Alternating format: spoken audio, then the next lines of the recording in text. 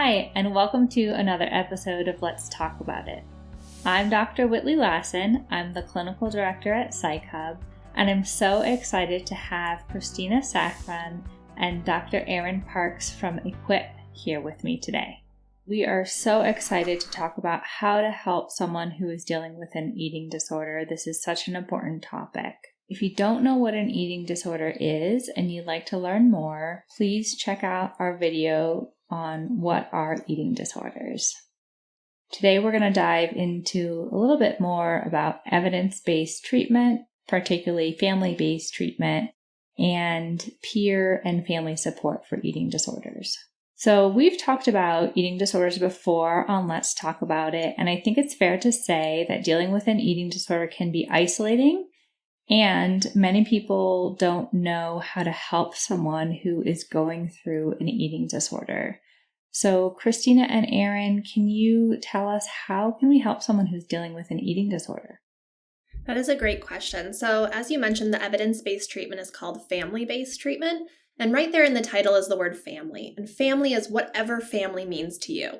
So for little kids and adolescents and teenagers, that often means the parents that they're living with. We've also worked with foster parents, grandparents, whoever is the adult and guardian in that child's life.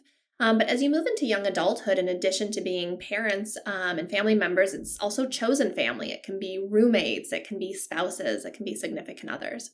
And the reason that you have to bring other people in, even though nobody wants to, everyone's like, I want to get through this myself, I don't want to tell anyone about it, there's usually a lot of shame associated with it, is you need to bring someone in to help you structure your environment for pro-health behaviors.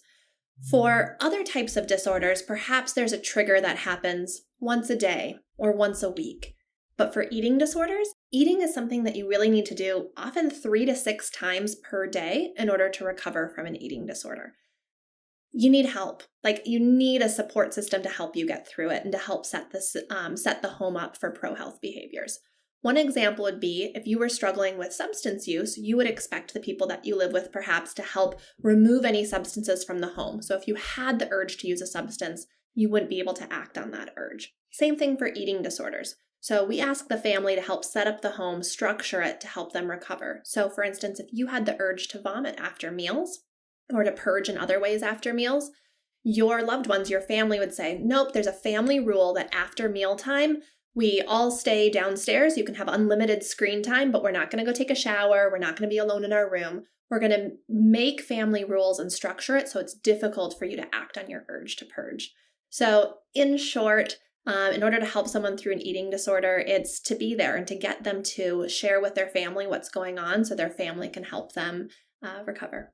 And I really like to think about it as we know that eating disorders have some of the strongest genetic and neurobiological underpinnings of any mental illness. And beyond that, a core part of an eating disorder is ambivalence about recovery, not really wanting to give it up. And so I think right there, it really shows us we just can't treat it. We can't treat it as an individual illness. It doesn't work. And it's sort of cruel to expect someone to do this on their own while their brain is screaming at them, every single second of the day to engage in eating disorder behaviors. And I definitely, when I look back at my own experience, there was a certain point before family-based treatment where logically I knew what I needed to do. I knew that what I was doing currently was harming my family, my health, my education. And yet the kind of signals that I was getting from my brain were so strong that I could not get myself to come and engage in the behaviors that I actually needed to do. And it wasn't until that control was taken away from me that I actually began to move forward in my own recovery. I'm really glad that you mentioned that because I think a lot of people think I need to get the motivation first. I have to want to eat. I have to want to stop purging. You actually don't. What you need to first do is the behaviors. So just the act of being underweight for your body type induces eating disorder symptoms. Just the act of messing with your nutrition, like going lots of time without eating and then eating a lot and then purging, that also supports the eating disorder. So you have to start eating and eating regularly even before you want to. Thank you both for explaining family-based treatment and why support from peers, friends, and family is so important in recovery for eating disorders. Do you have any tips that you would recommend for people who are helping friends or family who are dealing with eating disorders?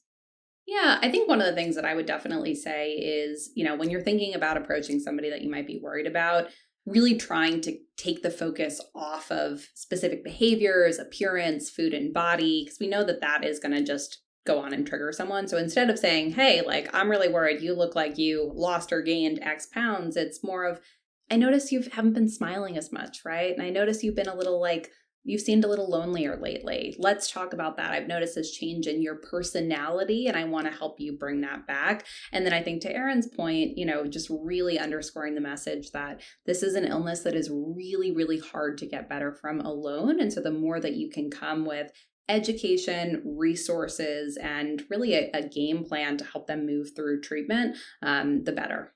We often say to people, it's not really what the number on the scale is going to end up being that we care about. It's what's going on in your head. That's where the real recovery takes place. And there's a lot of people who are incredibly hard on themselves and they think they're not sick enough to call it an eating disorder. So sometimes even saying it's an eating disorder can create some resistance.